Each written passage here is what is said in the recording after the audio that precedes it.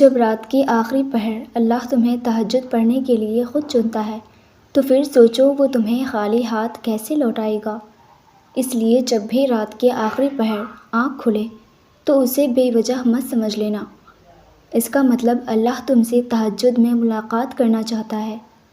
تہجد ایک ایسی لاڈلی عبادت ہے جس کا بلاوا آسمان سے آتا ہے، اور یہ بلاوا ہر کسی کے لیے نہیں آتا۔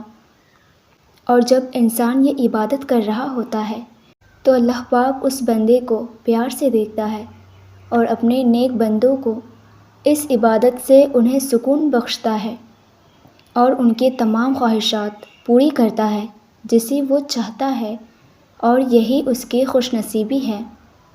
جان رکھو کہ دعائیں کبھی بھی رد نہیں کی جاتی، پھر چاہے وہ تہجد کی دعا ہو، فرض نماز کی دعا ہو، پھر ہنس کر مانگی گئی ہو یا رو کر، اور وہ کسی نمازی کی ہو یا بے نمازی کی۔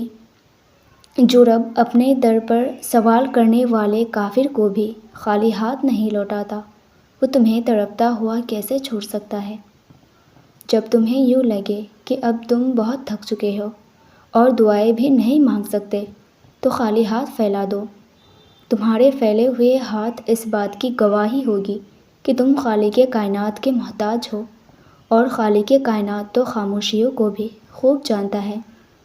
یاد رکھو تمہارا نیند سے اٹھ کر تہجد پڑھنا اس بات کی واضح دلیل ہے کہ اللہ تمہیں بہت جلد کوئی بڑی کامیابی دینے والا ہے۔